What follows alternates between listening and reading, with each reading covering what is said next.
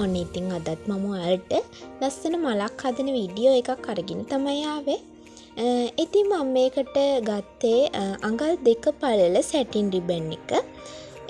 ඉතින් අඟල් 2 පළල සැටින් රිබන් වලින් මම දැන් අඟල් 2.2 කොට්ටක් තමයි මේ කපාගෙන පුච්චන්නේ. ඉතින් මම ඒක පාට දෙකකින් තමයි ගත්තේ. මේ විදියට රිබන් කොටස් දෙකම දෙපැත්තෙන් පුච්ච ගන්න.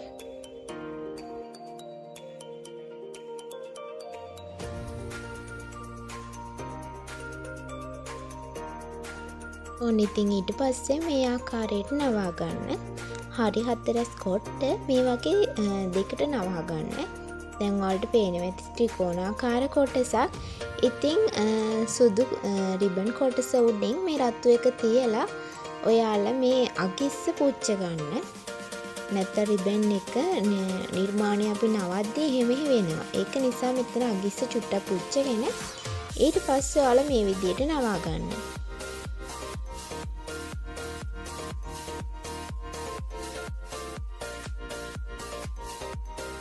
මම සුදු පාට එක ඇතුළට හිටින්න තමයි නවන්නේ. රතු එක පිටට පේන්න. එතකොට ටිකක් ලයිට් කලර්නේ. ඒක නිසා දැන් මේ විදියට කපාගෙන ඒ ටිකත් පුච්ච ගන්න. ඔයාලා මේ පුච්ච ගනිද්දි මේ කපන තැන් හොඳින් පුච්ච ගන්න. මොකද ඊට පස්සේ කැලවුනොත් අපේ නිර්මාණය කැත වෙනවා සහ ඒකේ ක්වොලිටි එක අඩු වෙනවා. ඒක නිසා මේ පුච්චන තැන් හොඳින් පුච්ච ගන්න. ඔන්න ඉතින් මේ විදියට තමයි ඒ පෙත්ත කොටස මම හදාගත්තේ. ඔන්න ඉතින් ඊට පස්සේ අර වගේ නවලා ඔන්න මේ විදියට තමයි මම පෙත්ත හදාගත්තේ. දැන් ඔයාලට පේනවා ඇති පෙත්තේ හැඩේ මොන වගේද කියලා. ඊට පස්සේ මෙන්න මේ අගිස්ස මූට්ටු දෙක එකතු කරලා ආයෙත් මම පුච්ච ගන්නවා. මේ තැනත් හොඳට පුච්ච ගන්න නැත්නම් ආයි පස්සේ ගැලවෙන්න පුළුවන්. මම දැන් එක පෙත්තක් හදාගෙන ඉවරයි. ඊට පස්සේ මට මේ මල හදාගන්න ඕන වෙනවා පෙති 10ක්. මම මේ යටම ලේයර් එක තමයි හදාගන්නේ. ඉතින් මේකෙදි මම පෙති 10ක් තමයි පාවිච්චි කරන්නේ. ඉතින් එකින් එක ඊට පස්සේ ඉදි කටට දාලා අමුණ ගන්නවා මේ ආකාරයට. මේ දවස්වල ගොඩක්ම ජනප්‍රිය දෙයක් තමයි එක්ක බෑන්ඩ් එකකට බෝ එකක් අල්ලනවා නැත්නම් හෙයා ක්ලිප්ස් එකට බෝ එකක් අල්ලනවා. එහෙම නැත්නම් හෙයා බෝල් එකට බෝ එකක් අල්ලනවා. එහෙම අල්ලන්නේ නැතුව ඔයාලා වෙනස් විදියට මල් හදන්න try කරන්න. එතකොට ගන්න පාරිභෝගිකයන්ටත් ආසෙ හිතෙනවා. එයාලා ගන්නත් කැමතියි. මොකද හැම වෙලේම එකම දේ කරන්නේ නැතුව ඔයාලත් වෙනස් දේවල් කරන්න මේ වගේ. ඔක්කොම එකින් එක අමුණද්දි වෙලා යන නිසා මම ඔන්න දෙකක් ඇමුණුවා. මේ තියෙන්නේ ඔක්කොම පෙති ටික ඇමුණුවට පස්සේ ලුක් එක මොන වගේද කියලා දැන් ඔයාලට පේනවා ඇති. මම ඊට පස්සේ කරන්නේ මේක හොඳට තද කරගන්න ඕන. මේ ආකාරයට පෙති ටික අමුණගත්ත එක ඊට පස්සේ අගම පෙත්තෙන් ඔයාලා ඉදි කට්ටෙන් හොඳට ඇද්දලා තද කරලා ගැටයක් දාගන්න.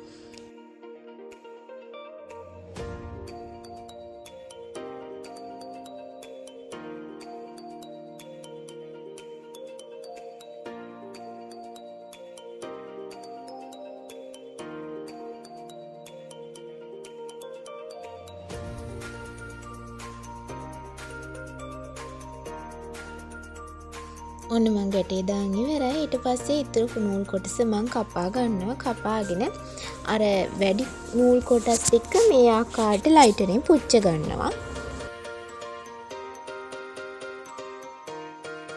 ඉතින් මේ තියෙන්නේ මම හදාගන්නපු මල. ඊට පස්සේ මෙන්න මේ කොටස් දෙක ඒකේ පළවෙනි පෙත්තයි අවසාන පෙත්තයි දෙකම එකට එකතු කරලා අලව ගන්නවා.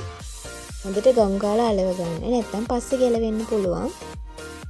ඔයාලා අලවල චූටි වෙලාවක් තියන්න මේක. ඊට පස්සේ මේ තියෙන්නේ මලේ යටම ලේයර් එක. ඊට පස්සේ මට මේකට ඕන වෙනවා ඩබල් කලර් සැටින් රිබන්. මේක අඟල පළල සැටින් රිබන් එක. සෙන්ටිමීටර් 5.5ක් දිගට තමයි මම මේ කොටස කපා ගත්තේ. ඉතින් මම මේ දැන් හදන්න යන්නේ මලේ උඩ කොටස. එක පෙත්තක් හදන හැටි මම දැන් ඔයාලට කියලා දෙන්නම්. මේ ආකාරයට දෙපැත්තෙම නවා ගන්න. ඊට පස්සේ ඒක හරි මැදින් මේ ආකාරයට නවා ගන්න. නවාගෙන මැද කොටස ඔයාලගේ අඬුවකින් හරි එහෙම නැත්නම් ටීසරෙන් හරි මේ විදියට තියලා ඊට පස්සේ මේ අයිනේ චුට්ටක් පුච්ච ගන්න. මම කියනවට වඩා මම හිතනවා ඔයාලට ලේසි මේ වීඩියෝ එක බලලම කරද්දී. ඒක නිසා වීඩියෝ එක ස්කිප් නොකර දිගටම බලන්න කියලා මම ඔයාලගෙන් ඉල්ලනවා.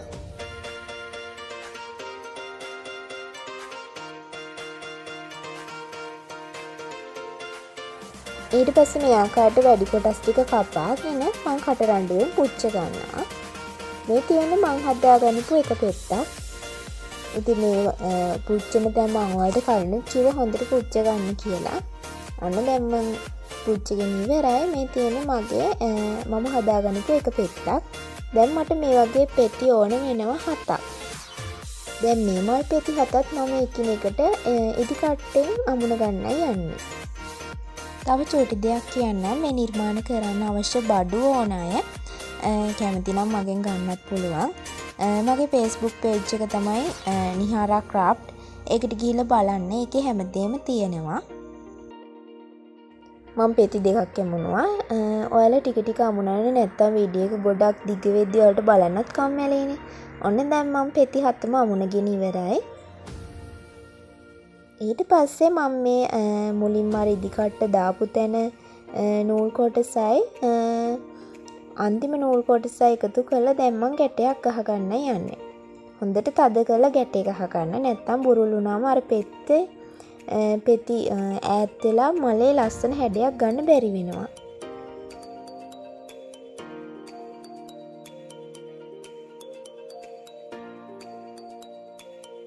කොච්චර මේක ඇදලා ගැට ගැහුවත් ලිස්සන්න බලනවා. ඉතින් මගේ චුට්ටක් බුරුල් වුණා. ඉතින් මම ඔයාලට කියන්නේ එහෙම බුරුල් වුණොත් මුල් පෙත්තයි අග පෙත්තයි දෙකම එකට එකතු කරලා ගම් පොඩ්ඩක් ගාලා අලවන්න. එතකොට ලස්සන මලක් ඒ මල ලස්සන හැඩයට ගන්න පුළුවන්.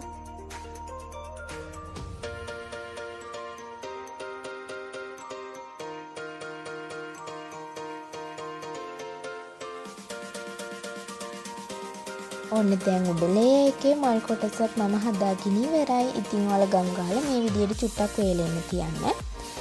ඊට පස්සේ ඔය දැන් ඔයාලට පේනවා ඇති මම හදාගන්නපු මල් කොටස් දෙකම. ඊට පස්සේ මම මේ විදියට ගම් ගහලා අර උඩ කොටස අලව ගන්න තමයි දැන් මේ හදන්නේ. ඉතින් ගම් ගහලා අලවෙන නිසා ඔයාලා මේකට හොඳට ගම් ගහලා අලවන්න. මම මේකට ගත්තේ B6000 glue එක. ඉතින් ඔයාලට කැමති නම් glue gun එක පාවිච්චි කරන්නත් පුළුවන්. glue gun එකට වඩා සාමාන්‍යයෙන් B6000 glue එක ගොඩක් සේෆ්ටි. මොකද ඉතින් අරක කරන්ට් එකට ගහලා පුච්චන්නේ මේ දවස්වල ඉතින් කරන්ට් බිලත් වැඩි. අනිත් එක ඒකට අත් එහෙම ඇඟිලි පිච්චෙන්න බලනවා. ඒකට වඩා මේක සේෆ්ටි නිසා ඔයාලා මේක පාවිච්චි කරන්න ටිකක් ඇලවෙන්න නම් වෙලා යනවා. ඒත් ගොඩක් වෙලා යන්නේ නැහැ. චුට්ටි වෙලාවක් තමයි යන්නේ. ඒත් B6000 ගම් එක පාවිච්චි කරනවා නම් ඔයාලට හැම පැත්තෙම ගොඩක් වාසි. මොකද B6000 ගම් එක සාමාන්‍යයෙන් ටිකක් වෙලා ගියාට ඇලවෙන්න සාමාන්‍යයෙන් අත පිච්චෙන්නේ නැහැ. ඒ වගේම අර glue gun එකෙන් අලවනට වඩා හොඳ ෆිනිෂින් එකකුත් ගන්න පුළුවන් B6000 glue එකකින් ඇලෙව්වම. මේ තියෙන්නේ මම පෙල් ෂීට් එකකින් කපා ගනිපු රවුමක්. මේ රවුම මම සෙන්ටිමීටර් 3.5ක් පල්ලට තමයි කපා ගත්තේ. ඉතින් ඊට පස්සේ මේක දෙකට නවල වලට පේන්නේ නැති මම කොහොමද ඒක කපා ගත්තේ කියලා. දැන් මේ විදිහට බෝල තියලා අලවලා ඊට පස්සේ මම අර කපා ගනිපු රිජිකෝනාස්ටාකාර කොටස කියන්නේ දිග පටි කෑල්ල ඇතුළට දාලා අලව ගන්නවා. ඔන්න දැන් මම පෙල් ෂීට් එකට බූලමුණගෙන ඉවරයි. දැන් මට තියෙන්නේ ඒක පිටිපස්සට තියලා හොඳට ගම් ගාලා අලව ගන්න.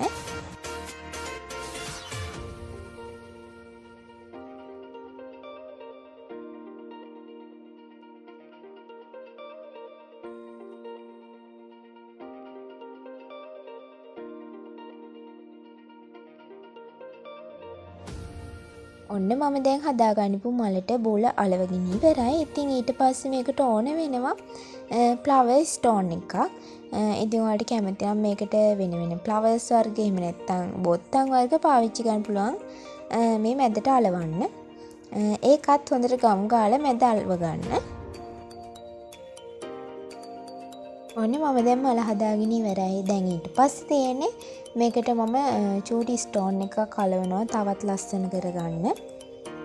ඒකට කියන්නේ සිල්වර් ස්ටෝන් කියලා. මේ තියෙන ස්ටෝන් එක ඔන්න ඉතින් ඒක ඇලවුවට පස්සේ ලුක් එක තමයි මේ තියෙන්නේ. ඔන්න ඉතින් මේ වගේ ලස්සන මලක් හදාගන්න ඔයාලත් ගෙදරදීම try එකක් දීලා බලන්න. ඉතින් මගේ වීඩියෝ බලලා විතරක් යන්න එපා. පුළුවන් නම් මගේ වීඩියෝ හොඳද නරකද ඔයාලට දැනෙන දේ පහළ කමෙන්ට් බොක්ස් එකේ කමෙන්ට් එකක් දාගෙන යන්න. මගේ අඩුපාඩු තියෙනවා නම් මගේ වැරදි තියෙනවා නම් ඒවත් ඔයාලා මට කියන්න. මොකද මම දෙයක් කරාට ඒක මට පේන්නේ නැහැනේ ඔයාලටනේ පේන්නේ. ඉතින් මගේ නිර්මාණ වලට කැමති අය channel එකවත් subscribe කරලා තියාගන්න. එහෙනම් මම අදට නවතිනවා. ඔයාලට සුබ දවසක්. bye bye.